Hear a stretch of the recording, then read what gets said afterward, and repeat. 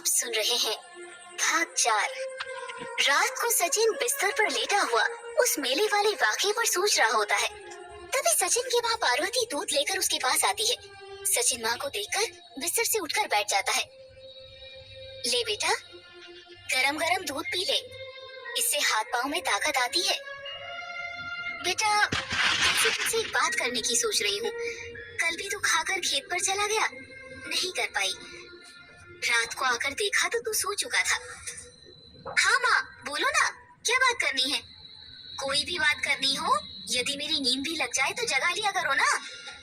उसमें क्या है, कोई कुंभकर्ण की तरह तो सोता नहीं। सचिन हंसते हुए माँ से बोला, बेटा ऐसी बातें जल्दबाजी में नहीं की जाती, आराम से सबकी सलाह से ही होती है। ले, तेरा भाई भी आ गया। महेश भी सचिन के पास आकर बैठ जाता है। माँ आगे बोलना शुरू करती है, बेटा तू तो जानता है कि तेरे बापू तेरे बचपन में ही गुजर गए थे। उनके जाने के बाद मैंने तुम लोगों को कैसे पाला है, मैं ही जानती हूँ। महेश ने बहुत छोटी उम्र से ही खेती संभाल ली थी। उस समय तेरे मनोहर चाचा ने भी हमारी बहुत बड़ी मदद की थी। महेश का कदम कदम पर साथ दिया, जब भी जरूरत पड़ी तो सबसे आगे खड़े रहे हमारे लिए। तेरे बापू को अपना सबसे बड़ा दोस्त, एक बड़ा भाई मानते थे। यदि मनोहर भाई साहब नहीं होते तो आज पता नहीं हम लोगों का क्या होता। तुझे शहर भेजने में भी उनकी सबसे अहम भूमिका थी, वरना महेश अकेला क्या कर लेता। समय समय पर रुपये पैसे से भी उन्होंने हमारी बहुत मदद की। सचिन जो अब तक गौर से माँ की बात सब सुन रहा था, बीच में ही बोल पड़ा, हाँ माँ, मुझे सब पता है, मैं सब जानता हूँ। मैं भी उनको पिताजी जैसा ही मान देता हूँ। पर तुम ये सब मुझे क्यों बता रही हो? अरे बेटा, पहले पूरी बात सुन तो ले। ये आजकल की पीढ़ी भी ना 2 शब्द सुनकर ही सवाल पूछने लगती है। मैं कह रही थी, उनकी लड़की खुशबू को तो तू अच्छे से जानता है। बचपन से दोनों साथ खेले हो, एक ही उम्र के हो। खुशबू बिटिया भी तुझे मन ही मन बहुत पसंद करती है। हम सबकी देखी भाली लड़की है, सुंदर है, सुशील है, संस्कारी है, रसोई के हर काम में माहिर है। हम सभी यही चाहते हैं कि तेरा और खुशबू का ब्याह हो जाए, दोनों घर रिश्तेदार बन जाएं। बस अब तेरी जिम्मेदारी है, एक वो भी पूरी हो जाए तो आराम से प्राण छोड़ सकूं। सचिन के सर पर हाथ फेरते हुए पार्वती बोली, पर सचिन उनकी ये बातें सुनकर हैरानी से सबको देखने लगता है। अरे माँ, प्राण निकले आपके दुश्मनों के, ऐसे क्यों बोलती हो? और आप मेरी इतनी चिंता मत करो, अब बड़ा हो गया हूँ, अपना भला बुरा खुद समझ सकता हूँ। मैं आपको कोई जवाब नहीं दे रहा माँ, मुझे गलत मत समझना। मैं आज भी आपका वही छोटा सा गुड्डू हूँ। खुशबू एक सुंदर, बहुत अच्छी लड़की है। एक पत्नी में जो गुण होने चाहिए वो सभी उसमें है। पर माँ, मैंने कभी उसे उस नजर से देखा नहीं। मेरी सबसे अच्छी दोस्त है, हम बचपन में साथ खेले बड़े हुए हैं। पर मेरी उससे शादी की बात, ये कुछ ज्यादा ही आगे का नहीं सोच लिया माँ। माँ, मेरी बात को गलत मत लेना। आप भैया भाभी मेरे लिए क्या हो, मेरा दिल जानता है। आपकी हर बात सर आंखों पर है। आज तक कभी आपकी कोई बात नहीं टाली। पर माँ, शादी की बात अलग है, ये जिंदगी भर का रिश्ता है। मानता हूँ मनु चाचा ने हमारी मदद तब की थी जब हम मुसीबत में थे। वो एक बहुत अच्छे इंसान है, पर शादी वाली बात मुझे ठीक नहीं लगी माँ। सचिन गंभीर होते हुए बोला। उसकी बात सुनकर महेश और पार्वती एक दूसरे की तरफ देखने लगते हैं। महेश सचिन के कंधे पर हाथ रखकर उसे समझाते हुए कहता है, बेटा कोई जल्दबाजी नहीं है, तू अच्छी तरह सोच ले, विचार कर ले। हमें सिर्फ एक बात ही नहीं देखनी चाहिए, बल्कि हर पहलू पर विचार करना चाहिए। खुशबू एक अच्छी लड़की है, हमारे घर, हमारे रीति रिवाजों से अच्छी तरह वाकिफ है।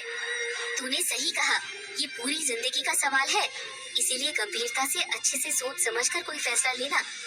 ये मत समझना हम तुझ पर दबाव डाल रहे हैं। पर बेटा, इस दुनिया को तुझसे अच्छे से हम लोगों ने देखा है, सब कुछ सोचकर चलना पड़ता है। खुशबू का भी सोच, वो कितनी उम्मीद लगाए बैठी है तेरे से, तुझको कितना पसंद करती है। जब उसे तेरी ये बातें पता चलेगी तो सोच, कितना दुख होगा उसे। अच्छा, अब ज्यादा परेशान मत हो, बल्कि आराम से सोच समझकर बताना। मुझे अपने भाई पर पूरा यकीन है, वो कभी गलत निर्णय नहीं लेगा। बस इतना ही कहूँगा मेरे भाई, जो भी निर्णय लेना समझदारी से लेना, क्योंकि सिर्फ तू ही नहीं, इस रिश्ते से हम सभी जुड़े हैं। अब सो जा, बाद में बात करेंगे। इतना कहते हुए महेश ने अपनी माँ पार्वती को चलने का इशारा किया। वो लोग सचिन के सर पर हाथ फेरकर वहाँ से उठकर चले जाते हैं। उनके जाने के बाद सचिन काफी देर रात तक सोच में डूबा रहता है। सोचते सोचते उसकी नींद लग जाती है। महेश अकेले में अपनी माँ पार्वती से बात करते हुए कहता है, गलती हमारी है माँ। वो बेचारा अभी शहर से अपनी पढ़ाई पूरी करके आया है। थोड़ा समय उसे घुलने मिलने देना था। ये बातें एकदम से नहीं की जाती। शादी ब्याह का मामला है, इसमें इतनी जल्दबाजी ठीक नहीं। अभी तो गांव आया है, उसे थोड़ा वक्त दो, वो खुद ब खुद समझ जाएगा। मुझे अपने भाई पर पूरा यकीन है, वो हमें निराश नहीं करेगा। बस हर चीज का एक सही वक्त होता है। बेवक्त की गई सही बात भी गलत साबित होती है। तू चिंता मत कर, और मनोहर चाचा से अभी इस बारे में कुछ मत बोलना, मैं देख लूंगा। उसकी बात सुनकर पार्वती भी उसकी बात से सहमत नजर आती है, पर वो ठहरी एक माँ अपनी संतान की आंखें पढ़ सकती थी। उसे सचिन की बातों से कुछ ठीक नहीं लग रहा था, पर महेश के बोलने पर अपना मन समझाते हुए वो इस विषय पर खामोश रहती है। अगले दिन सचिन कुछ उदास सा चुप चुप रहता है, ज्यादा किसी से बात नहीं करता। खाना खाकर वो घर से बाहर निकल जाता है। गांव में उसके दोस्त उसे घेर लेते हैं।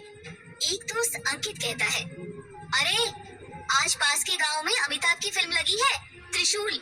बोलो तो सभी चलते हैं। जब से सचिन शहर से आया है कहीं घूमने ही नहीं गए। समय निकालकर आज चलते हैं। आज सबको मेरी तरफ से फिल्म दिखाऊंगा। बोलो सब, क्या बोलते हो? अंकित की बात सुनकर सभी दोस्त खुश हो जाते हैं, पर सचिन का मन अभी भी कहीं और लगा था। उसे इस तरह खोया हुआ देखकर दोस्त उसे छेड़ने लगते हैं। अरे भैया, कहाँ खोए हो? उसी झरने वाली की याद में। कभी कभी इन दोस्तों को भी भाग दे दिया करो। अभी ये हाल है तो बाद में क्या होगा? अभी बोलना, चुप क्यों है? वो सचिन को बुरी तरह झंझोड़ते हुए बोलता है। उसके इस तरह करने से बाकी सभी दोस्त जोर जोर से हंसने लगते हैं। ये देखकर सचिन को गुस्सा आ जाता है। वो गुस्से में उनके बीच से वहाँ से चला जाता है और गांव के बाहर एक सुनसान जगह पर आकर चुपचाप अकेला बैठ जाता है। घंटों वहीं बैठा बैठा वो इन्हीं सब उधेड़-बुन में उलझता रहता है। फिर अचानक घड़ी देखकर वो उठकर कहीं निकल जाता है। सभी उसके इस अप्रत्याशित व्यवहार से हैरान रह जाते हैं। अपने दोस्त बंटी के घर जाकर सचिन उसे आवाज लगाता है। बंटी जैसे उसे बाहर खड़ा देखता है, उसे अंदर बुलाता है, और वो अंदर न जाकर उसे ही बाहर बुला लेता है। बंटी के आने पर वो उससे उसकी मोटरसाइकिल थोड़ी देर के लिए मांगता है। पूरे गांव में उसके दोस्तों में से बस बंटी के पास मोटरसाइकिल थी। अपने दोस्त से उसकी मोटरसाइकिल लेकर वो एक जरूरी काम से जाने का बोलकर उसी मेले वाली जगह पर चल देता है। दोस्त से इस बारे में कुछ बात नहीं करता। बंटी अपनी दोनों भौएं और होंठ ऐसे हैरानी से उचकाते हुए उसे जाते देखता रहता है। रास्ते में सचिन के मन में वही सब सवाल, वही बातें घूमती रहती है। एक तरफ माँ भैया, उनकी बातें, मनोहर चाचा के उन पर किए एहसान, दूसरी तरफ वो अनजान लड़की गुलाबो, जिससे वो मात्र 2 ही बार मिला था। धर्म संकट में फंसा हुआ वो रास्ते पर आगे बढ़ा चला जा रहा था। मेले में पहुंचकर गाड़ी एक तरफ खड़ी कर वो उसी पेड़ के नीचे जाकर बैठ जाता है। उस वक्त वहाँ कोई नहीं था। चारों तरफ नजर दौड़ाने के बाद भी जब उसे गुलाबो कहीं नजर नहीं आती तो वो उदास होकर वहीं बैठ जाता है। उसके मन में ढेरों सवाल एक दूसरे से टकराते हुए घूमने लगते हैं। गुलाबो की बातें, माँ की बातें, खुशबू का चेहरा, सब कुछ। वो दोनों हाथों से सर पकड़कर नीचे मुंह करके गहरी सोच में डूबा होता है। धीरे धीरे अंधेरा घेरने लगता है, पर गुलाबो कहीं नजर नहीं आती। उसने कल जो गुलाबो से कहा था, अब उसे खुद अपनी ये कही बात कानों में गूंजती रहती है। वो वहाँ से उठकर मेले में आकर घूमने लगता है। चारों तरफ जैसी खुशियां ही खुशियां बिखरी पड़ी थी। हर कोई अपने में मस्त, बस जिंदगी के इस मेले का आनंद उठाता नजर आ रहा था।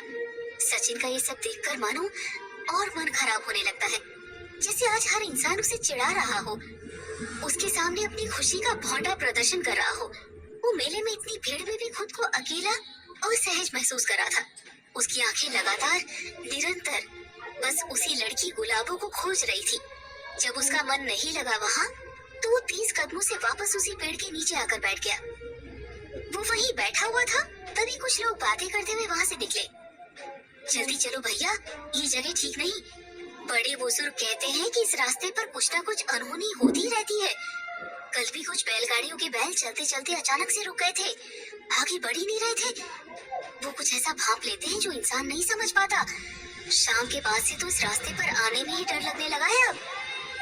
एक बुजुर्ग काका बता रहे थे कि बरसों पहले पास ही के दो गांवों के बीच सामूहिक नरसंहार हुआ था। उनके दो गुटों के बीच किसी विवाद को लेकर भयंकर मौत का तांडव मचा था। सैकड़ों लोगों को काट दिया गया था। जंगल के आसपास की कई बस्तियां तक उजड़ गई थी। मासूम लोग मारे गए थे। लाशों को जंगल में ऐसे फेंक दिया था। चील, कौवे, गिद्धों ने उन लाशों को नोच नोच कर क्षत विक्षत कर डाला था। तब से वो गांव और उसके आसपास की जगह अभिशप्त सी हो गई है। ऐसा माना जाता है कि उन्हीं सब लोगों की आत्माएं अब इस जगह भटकती रहती हैं। सचिन के कानों में लोगों की ये बातें पड़ती है, पर वो इन सब में कभी यकीन नहीं करता। जब बहुत देर हो जाती है तब सचिन अपनी घड़ी की तरफ देखता है। शाम के 7 बज चुके थे। वो एक बार फिर आसपास घूमकर गुलाबों को देखता है, पर गुलाबों उसे कहीं दिखाई नहीं देती। किसी अनजान आशंका से उसका मन भयभीत हो उठा। वो दोनों ही हाथ की हथेलियों को आपस में मसलते हुए बेचैनी से इधर उधर टहलने लगता है, लेकिन गुलाबों का कुछ पता नहीं चलता। वो परेशान होकर वापस गाड़ी स्टार्ट कर देता है। आधे रास्ते में उसे किसी के रोने की आवाज आती है। गाड़ी रोककर वो इधर उधर देखने लगता है। थोड़ी दूरी पर अंधेरे में कोई साया पेड़ के नीचे गर्दन नीचे किए बैठा दिखाई देता है।